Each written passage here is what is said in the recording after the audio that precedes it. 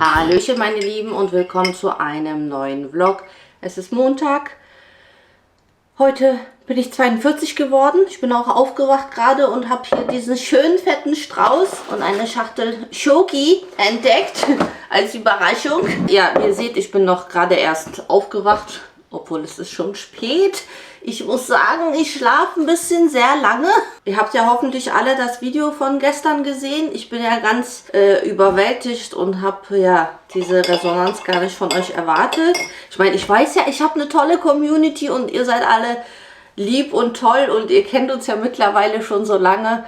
Aber trotzdem hätte ich nicht gedacht, dass ihr euch so freut. Ich habe jetzt schon eher gedacht, dass da mehr Schock, Erstaunen oder ja, mehr Kritik kommt. Freut mich umso mehr. Also vielen lieben Dank hier dafür nochmal.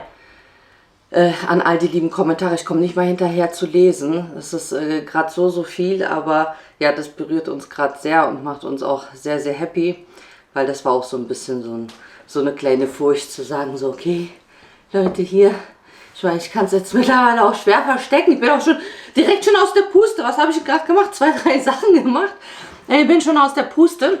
Also nicht wundern. Eigentlich möchte ich die ganze Zeit früh aufstehen, weil wir haben es ja jetzt Winterzeit und der Tag ist so kurz und deswegen will ich den eigentlich immer früher starten. Aber irgendwie, ja, muss ich mir doch, glaube ich, den Wecker stellen, weil mein Rhythmus hat sich ein bisschen verändert. Ich habe gemerkt, ich brauche so 1, 2 Stündchen mehr Schlaf als sonst. Ich glaube, vielleicht liegt es auch daran, weil ich vorher immer durchgeschlafen habe, aber ich war nie ein Mensch, die nachts jetzt nochmal irgendwie aufstehen muss oder so. Aber jetzt ist es so, dass ich 1- bis 2-mal nachts halt eben aufstehen muss, weil ich auf Toilette muss. Und das unterbricht so ein bisschen meinen Schlaf, weil ich sonst immer wirklich so richtig schön durchgeschlafen habe. Ich trinke jetzt auch gerade wie immer. Das habe ich nicht geändert. Mein lauwarmes Zitronenwasser mit einer Prise Salz. Ja, mache mir dann mein Frühstück und dann überlege ich, ob ich zum Sport flitze. Das Wetter ist gerade heute mal richtig schön. Das macht mich gerade so Dings, weil die Sonne scheint. Wir hatten ja die letzten Tage so richtig trübes, dunkles, regnerisch. Der eine Tag war sogar richtig neblig. Dann ist man auch immer so faul, dann will man gar nicht aus dem Bett, dann will man irgendwie nichts machen. Aber irgendwie, sobald die Sonne draußen ist, dann will ich irgendwie auch aktiver sein. Komisch. Es sind noch 2 Dinge, die sind mir eingefallen. Die habe ich vergessen im Video zu sagen. Ich habe das durch eure Kommentare dann gesehen. Unter anderem haben ganz viele gefragt, was ist denn nun, warum hat denn der Arzt nicht angerufen? Das war dann so witzig. Mein Mann ist dann nochmal hin, weil er hatte selber nochmal einen Termin. Und dann haben sie sich entschuldigt, die meinten, die hatten einen Systemfehler irgendwie im Computer, sodass das untergegangen ist, dass sie das gesehen haben mit der positiven Schwangerschaft, um mich anzurufen. Und ja, haben dann meinem Mann eben diese ganzen Blutergebnisse und so weiter mitgegeben von mir. Also das war halt so der Grund.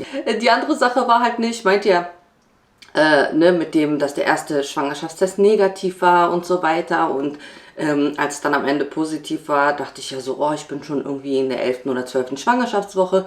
Und dann beim Arzt, dadurch, dass sie ja das Kind ausmessen, sehen sie dann die ungefähr genaue Schwangerschaftswoche. Da war jetzt auch nochmal so ein, was sie ausgemessen hat, was dann der Arzt in der Charité bei der 13. Schwangerschaftswoche in der Frühfeindiagnostik, da war ich ja schon ausgemessen hat, war jetzt so ein bisschen so, man hat so ein unklares Datum bei den ersten 2 Schwangerschaften, da wusste man das ganz genau, sogar das Zeugungsdatum wusste man, ja, weil es so genau war mit Hormonbehandlung und alles wurde ja verfolgt und Eisprung und so weiter. Und das war halt jetzt so schwierig festzustellen, aber was auf jeden Fall ich dann herausgefunden habe, ist, dass mein Zyklus sich komplett eben um ganze 2 Wochen verschoben hatte. Und ja, das war halt so dieses Dings, wo ich dann so gelacht habe und zu meinem Mann meinte, ja, mein Körper hat mich einfach ausgetrickst. Es sollte einfach so sein. Dann habe ich auch so gemacht, ja, dann habe ich mich hier so zu gesund gemacht, zu fit gemacht. Das hatte jemand auch in den Kommentaren geschrieben, ja, da warst du jetzt so gesund und so fit, dass dein Körper, ja, nochmal schwanger werden wollte. Meinte ich, ja, toll. Und mit Sport und mit meinen ganzen Nahrungsergänzungsmitteln und so weiter und meiner Ernährung so fit gemacht. Und dann, was sagt mein Körper? Komm, wir verschieben mal ihren Zyklus komplett, damit sie schwanger wird. Ernährungstechnisch hat sich das Einzige verändert, ich muss regelmäßig essen. Ich kann wirklich so den ganzen Tag nichts essen. So, ich schaffe das. Ist für mich gar kein Problem. Ich kann sehr lange so auch, deswegen auch im Fastenmonat so, ist für mich immer gar kein Problem zu fasten. Aber ich habe direkt gemerkt in der Schwangerschaft, also die erste Zeit war mir ja richtig schlecht, hatte ich euch ja gesagt. 2 Wochen hatte ich ja wirklich von morgens bis abends Übelkeit, da habe ich kaum was gegessen. Dann plötzlich hat es mich so erwischt, dann wollte ich die ganze Zeit nur essen und habe da angefangen, so Snacks und so voll die ungesunden Sachen zu essen. Und dann, weil ja auch mein Magen richtig gesponnen hat und meine Verdauung, das war so nervig und so unangenehm, da habe ich gesagt, komm, nee, du musst dich gut ernähren, ja. Du ernährst ja nicht nur dich selber, du musst ja hier jetzt auch einen neuen Menschen großziehen in deinem Bauch. Das braucht ja auch genug Nährstoffe. Und dann haben wir gesagt, komm, nee, komm, du musst gesund essen. Ja, ich verzichte nicht, wenn ihr sowas mal ab und zu sich gönnt, ist okay. Nach spätestens 3 Stunden merke ich muss was essen, weil sonst wird mir entweder so ein bisschen schlecht oder ich kriege Sodbrennen. Hat sich auch so ein bisschen gelegt, also am Anfang war wirklich so, mir wurde richtig übel und ich dachte so, okay, warum ist mir jetzt schlecht? Und dann habe ich eine Kleinigkeit gegessen und dann ging es mir besser. Das heißt, wenn ich unterwegs bin, ich muss immer irgendwelche Snacks in meiner Tasche haben, sei es irgendwie ein paar Nüsse oder irgendwie ein Proteinriegel oder sowas, muss ich immer mitnehmen, habe ich gemerkt. Weil es auch, sobald ich zu viel esse, ist dann auch, weil die Verdauung ist ja durch die Hormone, durch das, ich glaube, was war denn das, durch das Progesteron oder so, wird ja alles so im Magen-Darm-Bereich, es wird ja alles weich gemacht, dass das Kind da Platz hat, dass die Gebärmutter wachsen kann und dadurch hat man ja eine langsamere Verdauung und ist schneller aufgebläht und so weiter. Deswegen habe ich einfach gemerkt, ich muss öfters essen und kleinere Mahlzeiten. Es ist ein bisschen anstrengend, deswegen habe ich gemerkt, ich muss mir auch ein bisschen so Meal preppen, so Sachen und so weiter, dass ich öfters was, ja, auch so ein bisschen so zum Snacken für zwischendurch und so weiter habe. Falls es euch interessiert, dann würde ich auch noch gern so ein What I Eat in a Day aktuell in der Schwangerschaft machen. Ich mache mir auch gleich mein Frühstück, weil, ja, wie gesagt, sonst komme ich auch gar nicht drauf hin, weil ich will halt auch alles genug essen, meine ganzen Vitamine und so weiter, ne, auch mal eine Zwischenmahlzeit mit Obst und so und deswegen... Ja, muss ich noch so ein bisschen hinterher sein. Und falls ihr euch fragt, das ist ja immer so witzig, ne? Jeder denkt ja so immer, es gibt ja immer so diese Sachen, wo man sagt, ja, in der Schwangerschaft, weil ich Gelüste auf das und das hatte oder weil meine Haut so und so war, hat man das und das Geschlecht bekommen. Ich muss ehrlich sagen, ich habe ja meine erste Schwangerschaft, war ja ein Kind, ne, war ja unsere Tochter. Dann, okay, Sechslinge, da hatte ich ja ein Kuddelmuddel im Bauch. Und dann die dritte Schwangerschaft war ja mit Malik Musa ein Jungen.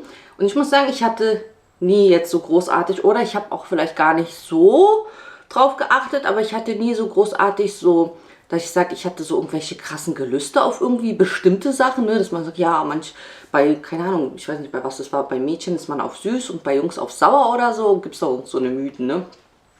Auf Saures halt oder Salziges oder was auch immer. Mit Mädchen schwanger ist, dass man eine schlechtere Haut hat als beim Jungen und so. Ich muss sagen, ich hatte in allen meinen Schwangerschaften nie zum Beispiel Hautprobleme. Deswegen möchte ich auch mit meiner Ernährung jetzt auch aufpassen und nicht übertreiben mit dem Zucker und so, weil ich hatte wirklich in jeder Schwangerschaft, das meiste, was ich immer hatte an Problemen, war einmal halt Sodbrennen und Wassereinlagerung. Also ich hatte wirklich in allen Schwangerschaften super viel Wassereinlagerung im ganzen Körper, sogar richtig viel im Gesicht. Vorletzten Video oder so hat auch eine geschrieben, so, was ist mit deinem Gesicht, zu viel Filler oder was? Da denke ich mir, oh Leute, also bei mir kommt auch direkt Wassereinlagerung ins Gesicht und ich habe ja schon von Natur aus ein großes und fülliges Gesicht und dann, sobald ich dann, ja, Wassereinlagerung bekomme, da habe ich so ein Gesicht. Deswegen will ich auch so ein bisschen aufpassen, ja, eben nicht so viel irgendwie auch Zucker und so zu essen, damit ich nicht so viel Wassereinlagerung bekomme. Ich werde jetzt auch bin ich am Mittwoch nochmal bei der Kontrolle, bei der Frauenärztin. Ich will sie auch nochmal fragen, ob sie mir Kompressionsstrümpfe verschreiben tut oder ob ich mir die selber holen muss, weil ich denke, das ist auf jeden Fall hilfreich. Das hatte ich nur bei den Sechslingen, hatte ich die verschrieben bekommen und dann habe ich gar nicht dran gedacht, aber ich habe auch selber so Videos jetzt gesehen, wo man das auf jeden Fall tragen soll in der Schwangerschaft, das halt eben gut ist und hilft gegen die Wassereinlagerung und ich merke das halt, wenn ich zu lange auf den Beinen stehe, zu viel mache, also da habe ich schon abends wirklich, wo die Beine so ein bisschen schmerzen, wo ich merke, die schwellen an. Deswegen, das will ich auf jeden Fall vermeiden. Ja, und ich hoffe auch, dass es nicht so schlimm wird mit den Wassereinlagerungen, weil ich bin die letzten ganzen Schwangerschaften immer durch den Sommer gegangen. Und jetzt ist das erste Mal, dass ich durch den Winter gehe und es halt ein Frühlingsbaby wird. Die Medium ist halt im Sommer gekommen, im Juli. Die Sechslinge sind im Oktober, also da bin ich ja auch dann hochschwanger durch den Sommer. Und Mike muss ja im November, also auch wieder durch den Sommer durch. Deswegen, ja, finde ich das, glaube ich, irgendwie ganz gut, dass ich jetzt so eher durch den Winter gehe. Und oh mein Gott, seht ihr, ich habe so viel zu erzählen. Kann ich jetzt gar nicht aufhören. Deswegen bin ich so froh, dass es endlich jetzt raus ist und ich jetzt so ein bisschen, ja, themenbezogen jetzt mich mit euch austauschen kann. Vor allem auch direkt mit euch eure hilfreichen Tipps und Tricks. Wie gesagt, es hat sich ja vieles verändert. Früher, damals, wie gesagt, ich war in meinen 20ern, 20 erste Kind, 24 die Sechslinge, 25 der letzte Es war alles irgendwie so anders. Gerade auch deswegen, ich merke ja total, wie sich mein Feed auf Instagram geändert hat, ne? Wenn ich scrolle, ich bekomme nur noch Muttervideos, Babyvideos, Schwangerschaftstipps-Videos. Man merkt direkt, wie sich mein Algorithmus geändert hat. Vorher hat mich das gar nicht so interessiert, so auch auf der Straße, wenn ich so kleine Kinder sehe, ja schön gut. Aber jetzt sehe ich mit so einem anderen Blick, wenn ich so kleine Kinder sehe, ja, dann denke ich daran, oh, ich werde jetzt auch wieder so ein kleines haben und so. Ich sage, ich habe beim Arzt, nein, ich habe ja beim Arzt gesessen und da ist so ein Kind rumgerannt und die Mutter ist so hinter dem Kind hergerannt. Und dann würde mich das so in dem Sinne nicht interessieren, aber dann in dem Moment hatte ich den Gedanken, oh, das erwartet mich jetzt auch wieder, dass ich hinter so einem kleinen Kind dann hinterherrennen muss. Dieser Gedanke. Miriam war dabei, da meinte ich, naja, ihr könnt ja dann hinterherrennen, habe ich noch so gelacht. Also du guckst mit einem anderen Auge wieder. Und jetzt, wo ich im Feed andauernd schwangere Frauen sehe und die ja dann auch so immer so Sachen machen wie, ne, 8. Woche schwanger, 9. Woche und Bauch wächst, und ich gucke, ach, deren ist auch so groß oder größer oder kleiner. Ich meine, das ist ja auch super individuell, ne? Also bitte vergleicht eure Bäuche nicht miteinander. Genauso wie ihr eure Figuren nicht miteinander vergleichen sollt, vergleicht auch bitte nicht eure Bäuche miteinander. Aber wie gesagt, habe ich gesehen, dass bei anderen auch der Bauch teilweise schon so groß war. Deswegen dachte ich, okay, dann ist es ja doch wohl normal. Weil wie gesagt, ich habe alles vergessen. Gut, und jetzt, bevor es wieder hier 1 Stunde nur Quassel ist, mache ich mir jetzt mein Frühstück. Ich dachte mir, weil ich muss jetzt auch noch mal ein bisschen mehr darauf achten, dass ich doch ein bisschen mehr Proteine esse, weil ich gemerkt habe, dass es doch ein bisschen wenig ist, was ich in letzter Zeit so esse. Und ich auch von so einem Arzt so ein Video gesehen habe, wo er meinte, nee, gerade eben auch in der Schwangerschaft wieder proteinreich sich zu ernähren, ist super, super wichtig. Ne? Also ich versuche, wie gesagt, ausgewogen zu essen.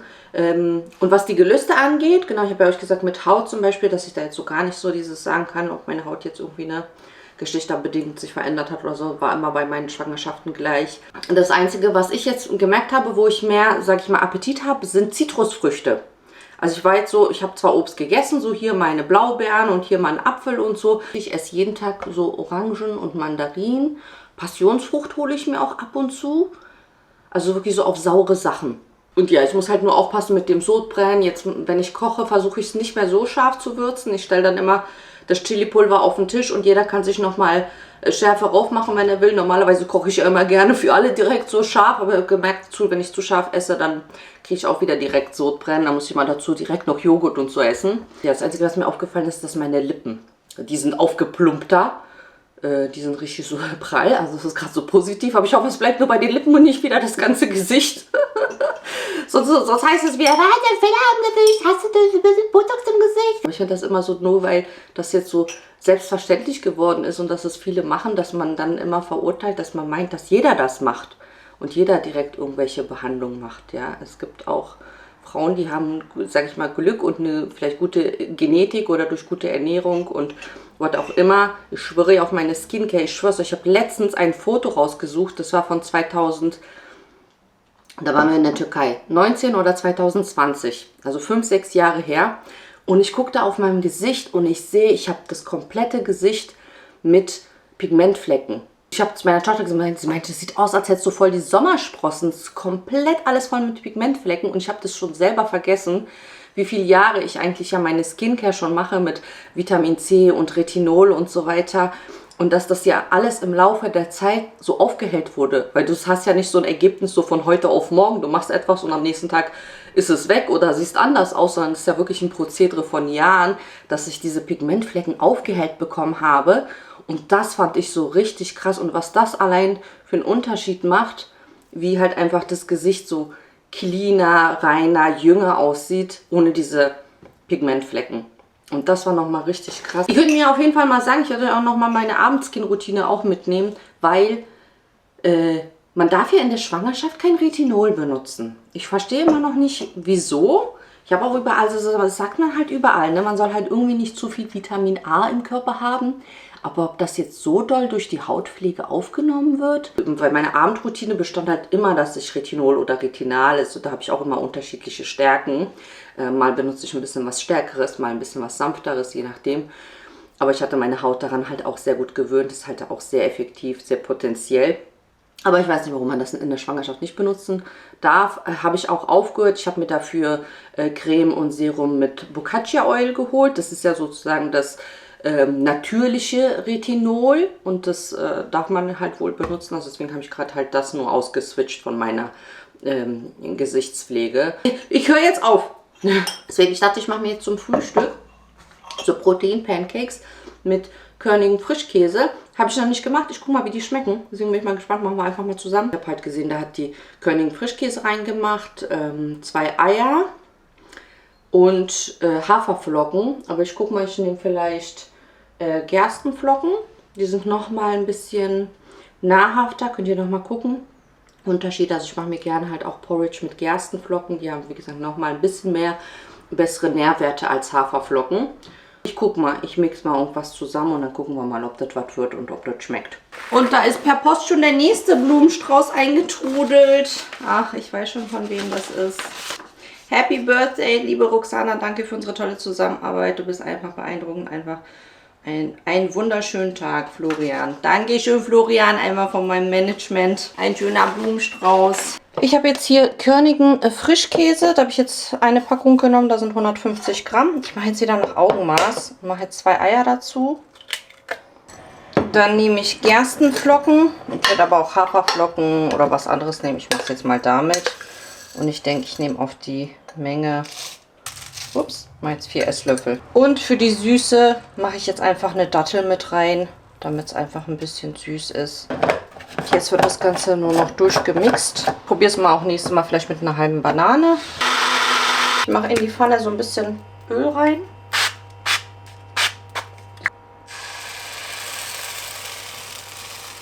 Ich mache jetzt auch noch ein paar gefrorene Blaubeeren oder Heidelbeeren.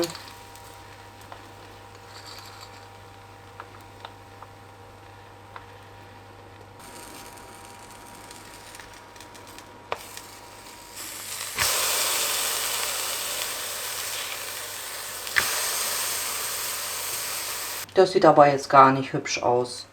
Ach Mensch, so habe ich mir das aber nicht vorgestellt. Mit den Blaubeeren ist das jetzt echt nicht so schön geworden. Ich glaube, mit frischen Blaubeeren wäre es wahrscheinlich besser. Ich mache jetzt mal welche ohne. Oh, der Herd wieder ausgemacht.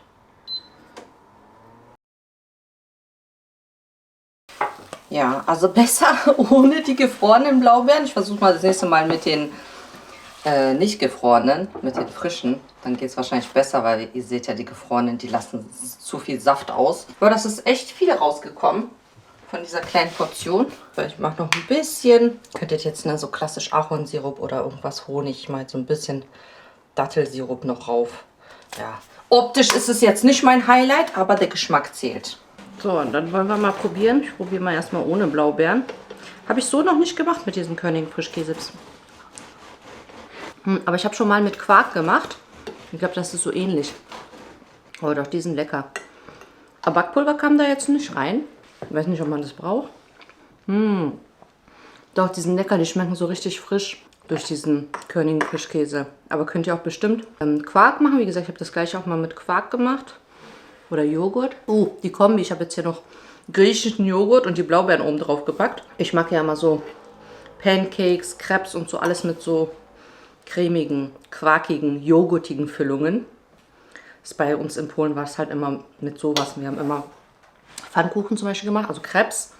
Pfannkuchen Berliner sind ja die runden Crepes. Und dann mit polnischen, körnigen Frischkäse, mit so Vanillezucker und so. Deswegen bei uns hat man eher solche Sachen immer mit so quarkigen Füllungen gegessen. Die Mami. Sie denkt auch daran, mich immer ein bisschen später anzurufen, weil sie weiß, dass ich so lange schlafe. Hallo Mamuschka. Hallo zum Geburtstag. Dziękuję. 42. Placuszki se zrobiłam takie. Also, ich flitze jetzt zum Sport. Ist auch genau richtig gerade mein Kokosnusswasser angekommen. Habe ich mir jetzt auch wieder bestellt. Das ist ja auch nochmal so... Ist halt gut, trinken halt die Sportler.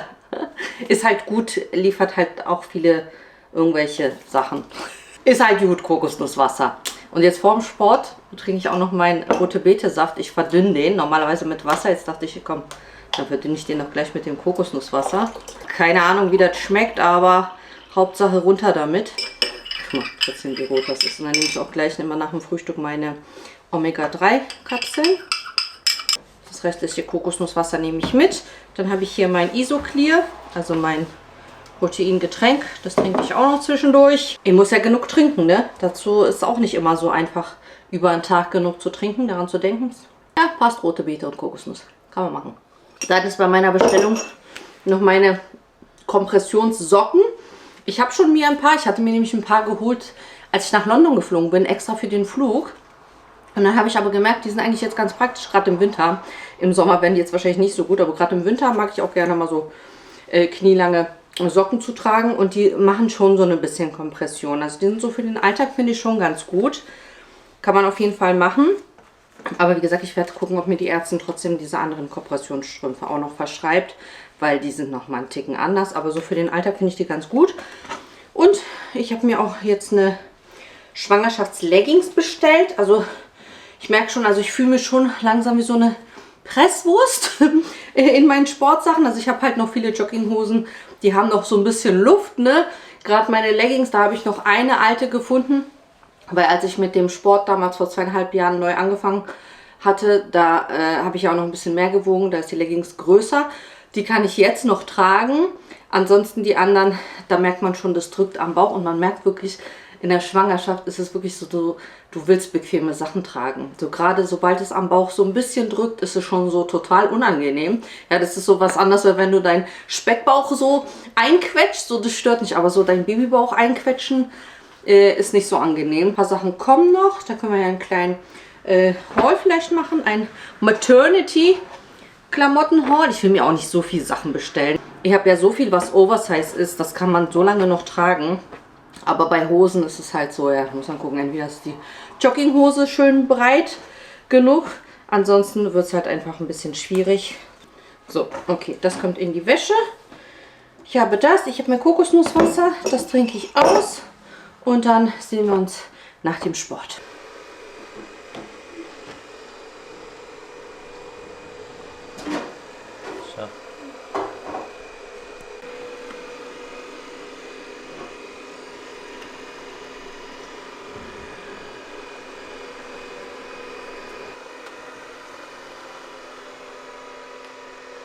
Heute stelle ich euch wieder einen meiner Helfer im Haushalt. Das ist wirklich eine Rettung für mich. Und zwar der Depot X9 Pro Omni von Ecovacs. Glaubt mir, ich finde, so ein Saugroboter ist wirklich eine große Erleichterung im Haushalt. Vor allem, wenn man viele Kinder hat oder auch noch, wie wir, zusätzlich auch noch Katzen. Ich muss wirklich jeden Tag saugen.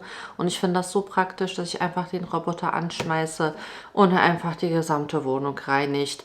Ob er einfach nur Staubsaugt oder Staubsaugt und wischen tut, ist einfach so eine Erleichterung im Alltag. Also ich weiß wirklich nicht, was ich ohne meinen Alltagshelfer machen würde. Zum Beispiel grober Schmutz auf dem Teppich, gar kein Problem. Die hohe Luftströmung saugt alles in einem Durchgang ein. Der Osmo-Roller wäscht sich während des Putzens selbst und hinterlässt direkt eine komplett saubere Bahn. Selbst Haare und Tierhaare wickeln sich nicht mehr ein. Dank Zero Tangle 3.0 bleiben die Bürsten frei. Mit True Edge reinigt er exakt an Kanten. Die Bürste fährt automatisch weiter raus.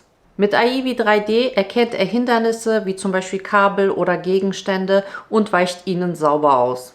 Der Teppich wird automatisch erkannt, Mop hebt sich, Kante wird sauber gereinigt und dann wird der Teppich gesaugt. Im Dunkeln schaltet sich automatisch das Fill-Light ein. Er sieht also wirklich alles. Die Omni-Station reinigt die Mops mit heißem Wasser und trocknet sie anschließend mit heißer Luft, komplett automatisch. Also besser geht es gar nicht. Falls auch ihr euch meinen Helfer im Alltag mal anschauen wollt, habe ich euch den Depot X9 Pro Omni von Ecovacs unten in die Videobeschreibung verlinkt. Also schaut da gern vorbei. Oh. Happy Birthday, Alison, Roxana. Heute ein Alison. Oh, beste Geschenk, da wurde der Abwasch gemacht. Oh, das ist immer für mich ein Geschenk. Das ist ein Geschenk. Oh, wow. Oh, das ist auch schön. Oh, so viele Blumen. Oh, merci. Noch mehr Lind. Das sind auch lecker. Alles meins. Alle. Danke schon. Ja, Mami ist ein Jahr älter geworden. Dankeschön, wen habe ich nicht gedrückt? Oh, no, no. Thank you. Mami, Lotti, Lopopolotz.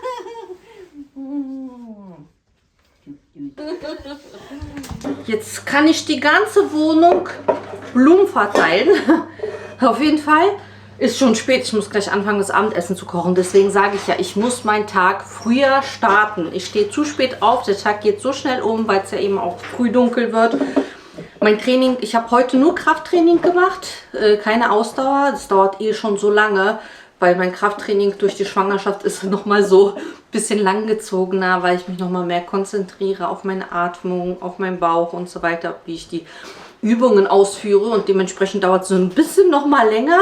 Da habe ich am Ende noch ein bisschen Beckenbodentraining gemacht und jetzt ist es schon spät. Ich habe deswegen, weil es war schon 4 Stunden nach meinem Frühstück, und deswegen habe ich mir schnell einmal so ein High-Protein veganes Würstchen geholt.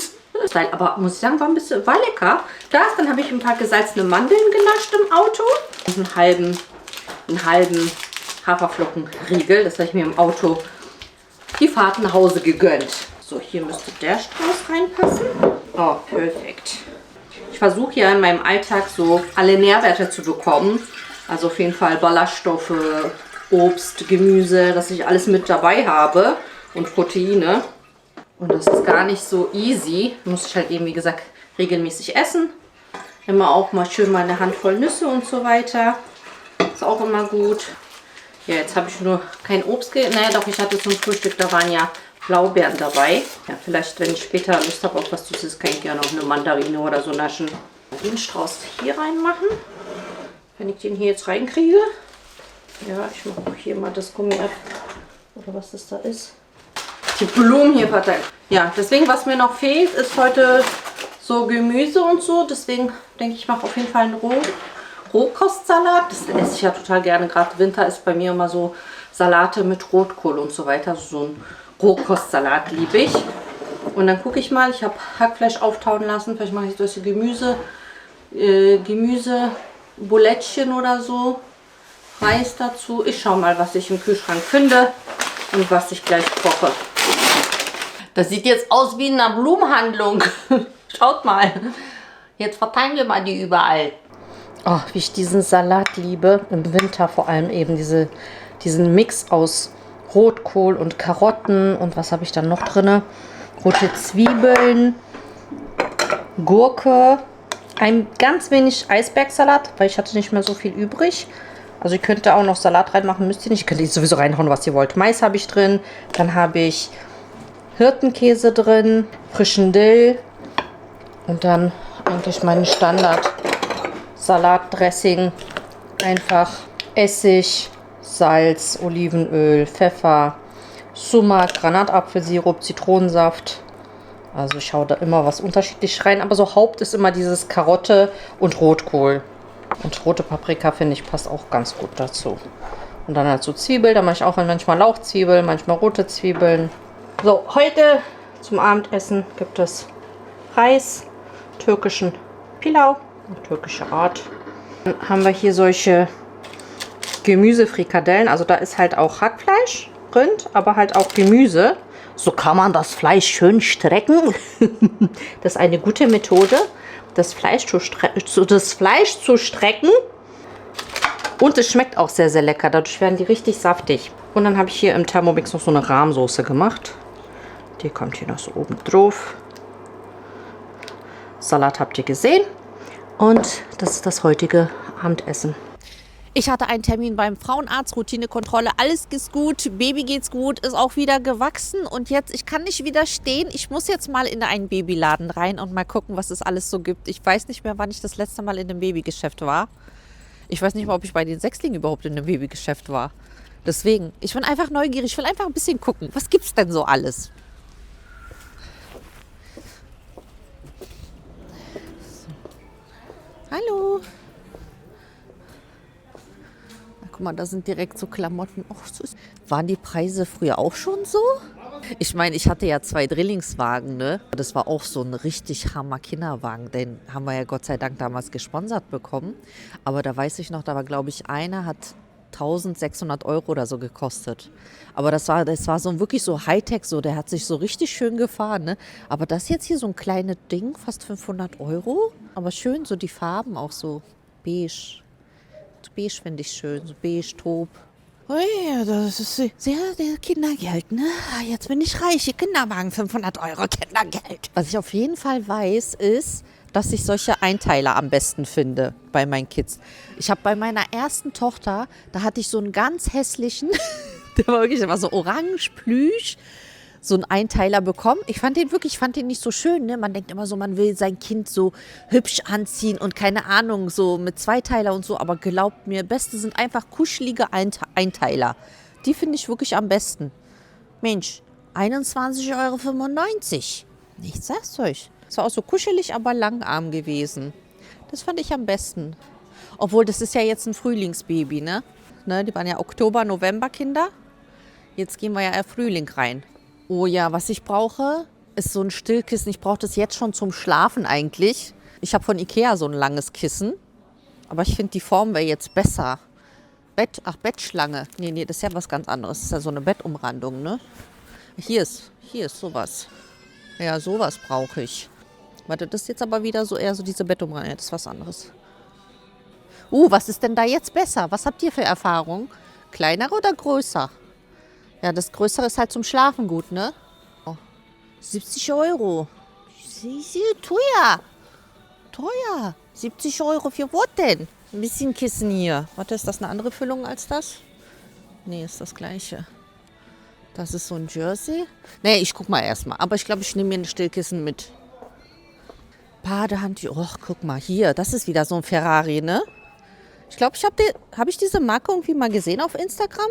Guck mal, kann ich mich schon mal langsam daran gewöhnen?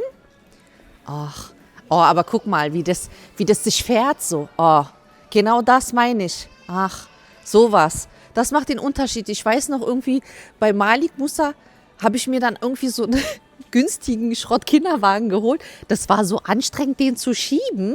Beim ersten Kind, bei Medium, ich habe am meisten diese Maxi-Cosi, hatte ich nur für Auto und dann diesen Untersatz. Das war halt immer so praktisch. Vom Auto hast du den Maxi-Cosi genommen und nur auf diesen Aufsatz gepackt. Aber jetzt gibt es da so viel. Aber das ist auch schön. Die Farbe ist auch schön. Ich weiß ja noch nicht, ob ich mir eine Wickelkommode hole oder nicht. Muss ich noch überlegen. Ich zeige euch mal im Schlafzimmer, was ich da geplant habe. Ich habe ja da eine freie Ecke. Muss dann gleich mal bei dem Bettchen gucken.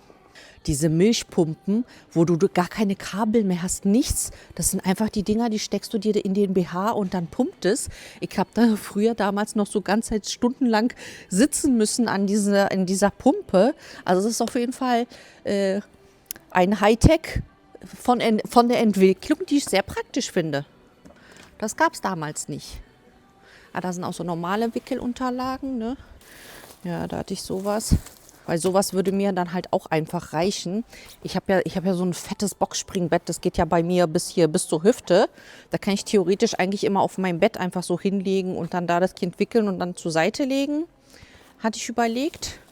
Muss ich noch überlegen. Auf jeden Fall her mit euren Tipps. So sagt ihr, so Wickelkommode ist ein Must-Have, weil ich habe in meinem Schlafzimmer an der Ecke so eine längliche Kommode, eine schmale. Da habe ich eigentlich nichts Wichtiges drin. Das heißt, ich könnte die leer machen und dort die Babysachen reinmachen, weil ich meine, am Anfang wird die Sachen sind ja alle klein, da braucht man nicht so viel Platz. Flaschenwärmer, 94 €, was machst du denn alles? Außer die Flasche aufwärmen, machst du noch irgendwie... Nee, Güte, wir hatten sowas auch, aber ich glaube, da hat man keine 94 € dafür ausgegeben. Hier 108 €, was ist denn mit dir Special hier? Kochst du auch noch gleich eine Suppe dazu?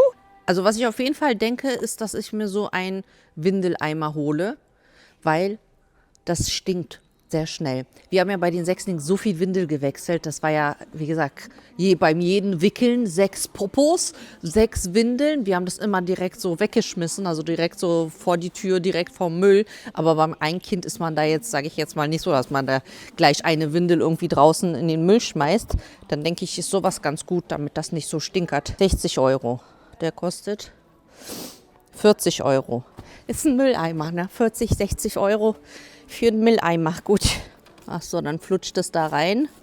Dann riecht man wahrscheinlich nichts.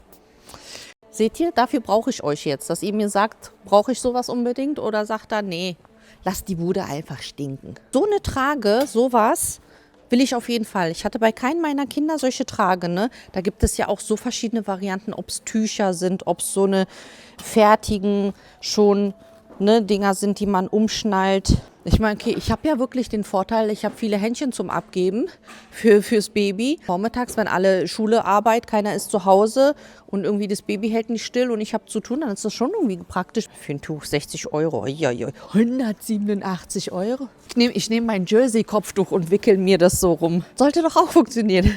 Du glaub mir, das sind ja so Jersey-Tücher. Ich nehme einfach mein Kopftuch und wickel das. Was sind das denn für Preise? 219 €? Hier, guck. Das ist doch wie mein Kopftuch. Schau mal. Guck. Musst du nur die Technik lernen. Okay, vielleicht ist es ein bisschen länger als mein Tuch. Aber ich habe auch teilweise lange Tücher.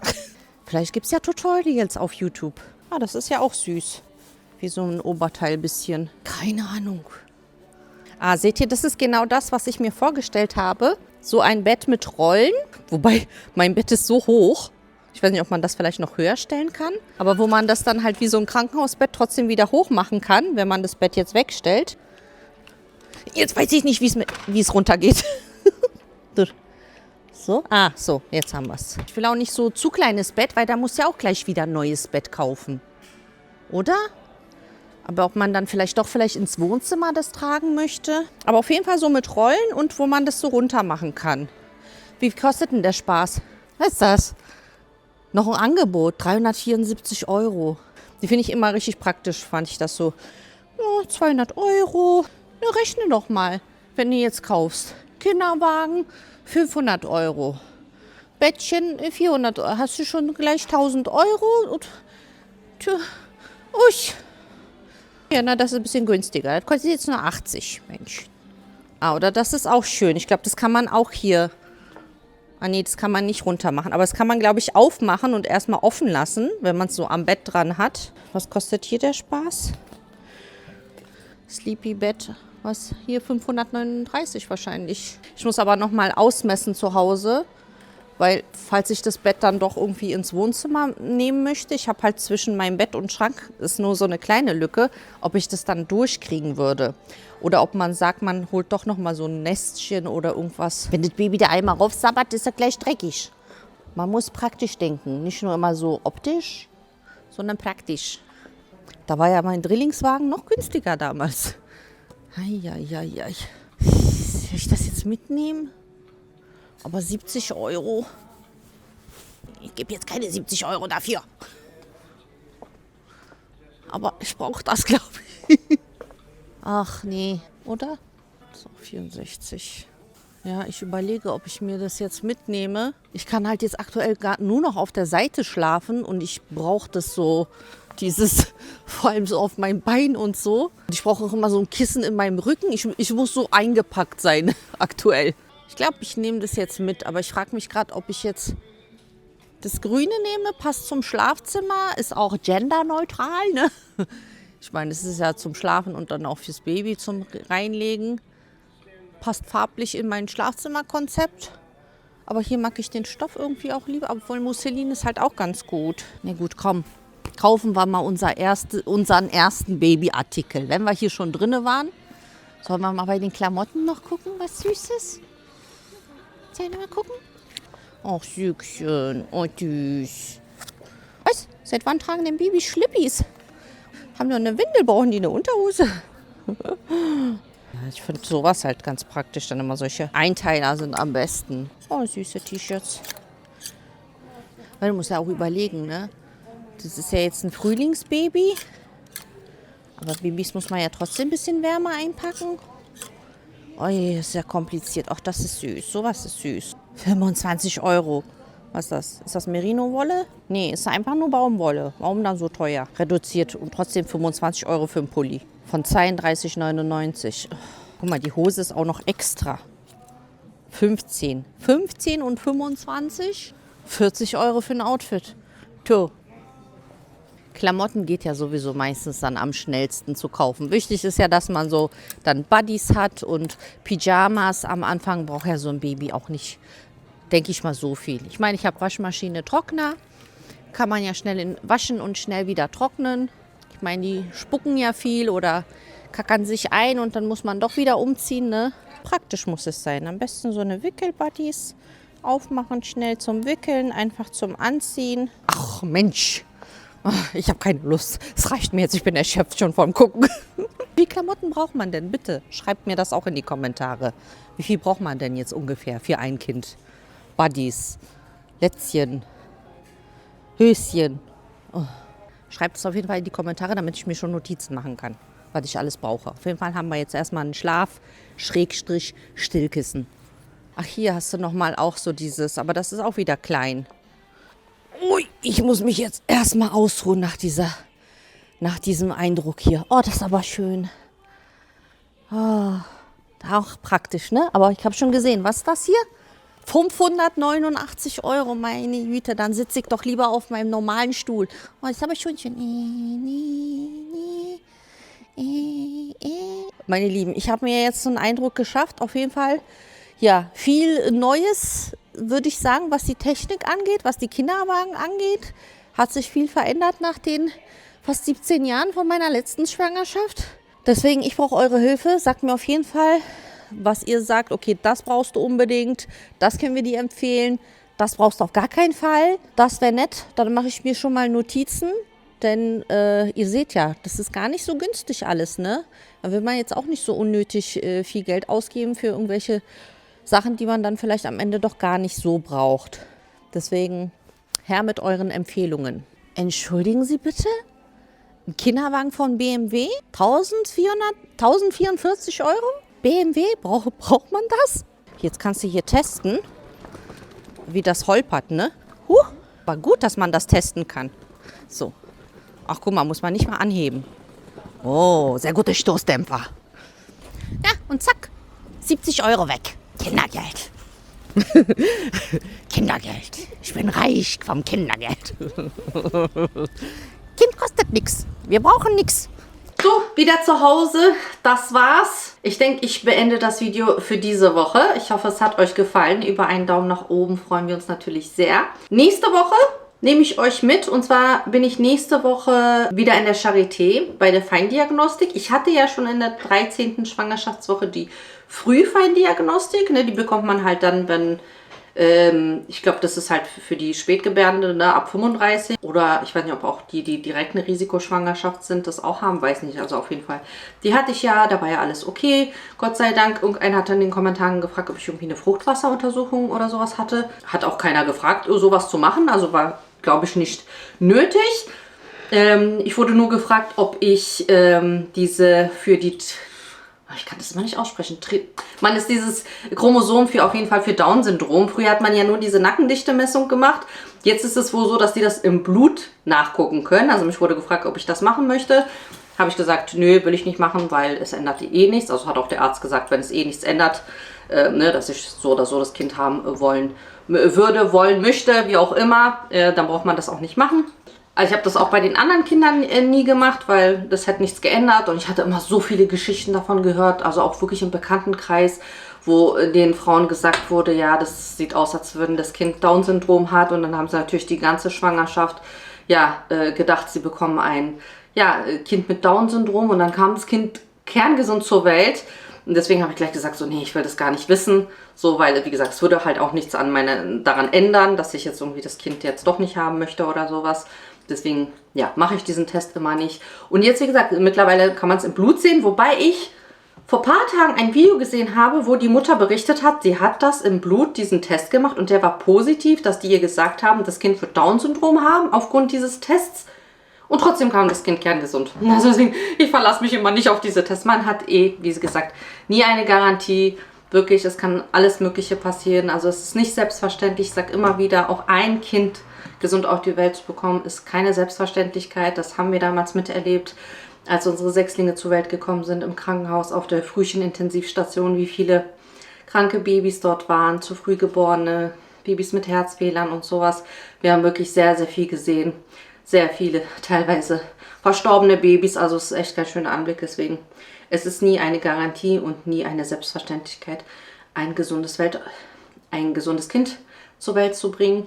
Deswegen, ja. Aber ich nehme euch nächste Woche mit in die Charité. ein bisschen.